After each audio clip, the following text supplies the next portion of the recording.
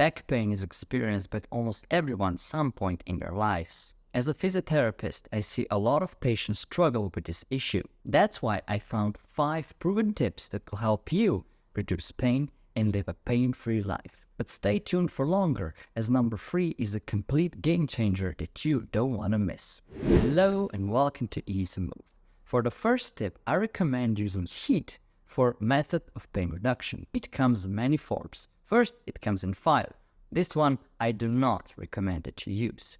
But other options are you can use heat packs, water hot packs, maybe red light or infrared light. Why is heat useful for you? Well, it relaxes your muscles, it increases blood flow in the area. How it does that? Well, it widens your vessels, so it makes them vasodilated, therefore increasing your circulation, giving your local area more nutrients, therefore it can recover faster. Studies have also shown that heat is a very effective and safe method to use. You can always self-administer it because it has very close to none contraindications.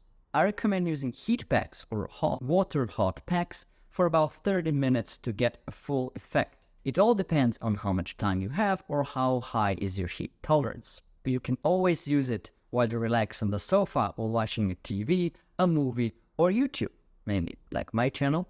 Subscribe for more. For how long should you use red light or infrared light, that all depends on the manufacturer's instructions, so I would act accordingly. The second tip could come in 2 parts, but why not combine it into one? Try not to put unnecessary force on your spine. There are actually 2 most common mistakes people do, and I would like to address them here in this video. First one is having incorrect form while lifting or moving heavy objects. This is a very common one, as is being preached or taught in many of the jobs. But I would like to rephrase it or go over it again, as it's very important.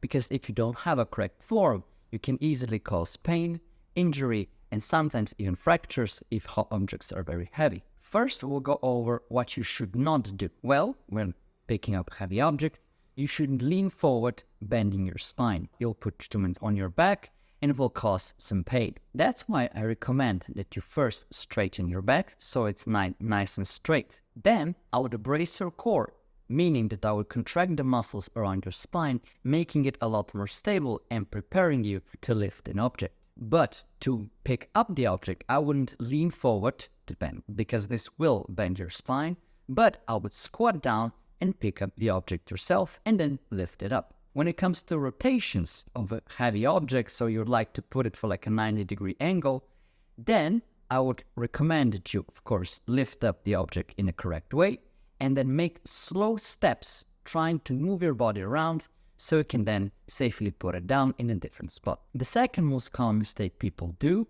is having incorrect form when getting out of bed. Now, this sounds very funny, but hear me out as I'll explain why I recommend that. Uncontrolled and fast movements could put too much force on your spine, and this does potentially give you pain. So, when you jump out of bed without any control, over time you can be caused pain, especially if you're an older person and you're not 12, right? Even at age 30, many people tell me that they have pain, and then I see how they get out of bed, and it's completely wrong form. So what is correct form? Well, glad you asked.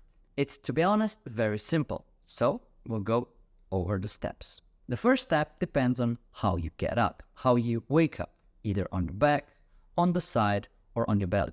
Now, when it comes to sleeping on your belly, I don't recommend that because it can bring you a lot of neck problems. Why? Well, I won't go over this in this video, but I already made one which helps you with neck problems, but the issue is explained in there, so the link to the video will be in the description below. Now let's move forward to how have a correct form. So if you're starting on your back, first you should then move on one of your sides. I recommend bending your knees and then rotating to one of the sides. Then, second step, put your legs off the sofa or the bed, giving you a little bit of a lifting force on the rest of the torso and your head. So even if this doesn't pick you up already, then help with your hands and elbows to get in a sitting position. Then just stand up and go about your day. The video presented was made very slowly and looks a bit clunky, so I'll show you next clip where this looks a lot more smoother, and over time you'll just get out of bed in like half a second, so no problem. These two previous tips will help you reduce pain, so using heat and using controlled movements will help you reduce pain over time.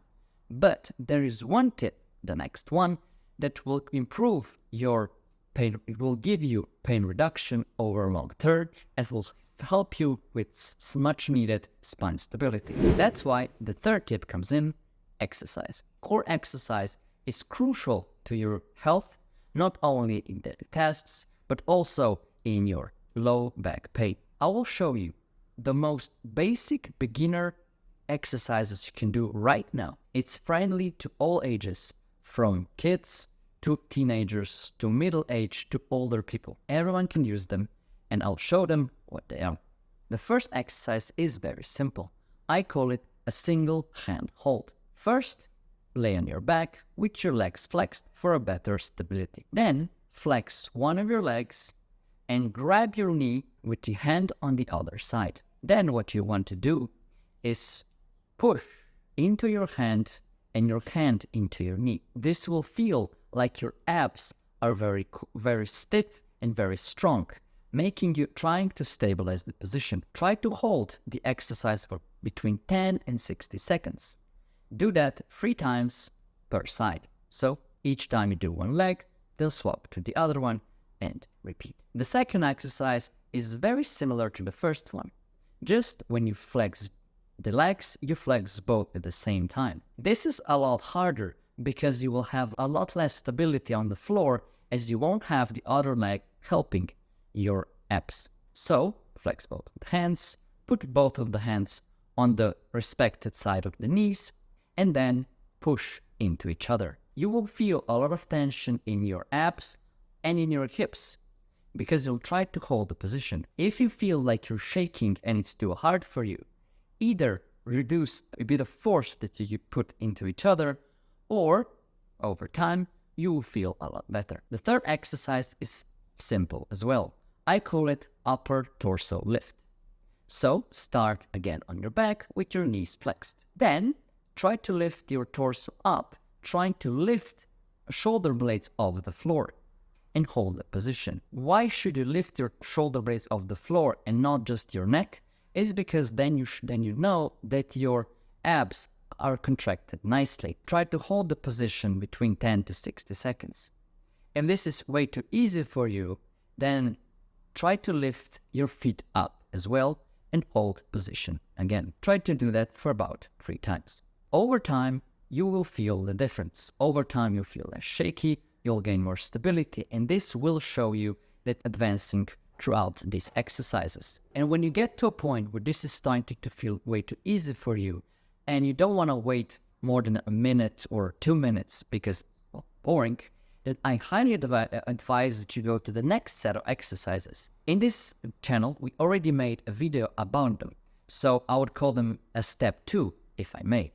And the link to them will be in the description below. It's a YouTube short, so it won't take you much time to watch it. For the fourth tip, I recommend that you just go for a walk.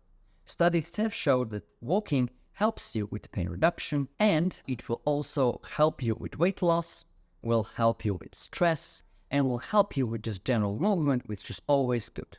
If you're young, middle-aged, or elderly, walking is always a good option because it helps your bones and muscles to stay healthy and strong to do daily tasks. I recommend starting from little steps. Maybe if you're not used to going for a walk, I'll just recommend going around the house. Continue that for 5, 10 minute, 30-minute walks and walk for as long as you want. The studies show that this is a very effective pain method for the first 3 to 6 months.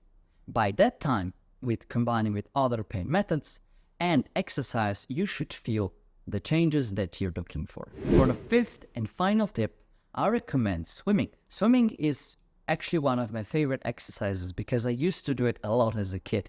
I used to swim for like 10 years and it was an amazing experience for me, not only for myself, but for my body too. Swimming in general has a lot of benefits that it can help you as it can help me. I would go over the benefits that it brings to you today, but I want to go a bit deeper and I would like to share this with you in the next video. So if you'd like to see it, subscribe and click the notification bell to get notified when a video comes out. So to summarize it all, consistency is a key to all of these tips.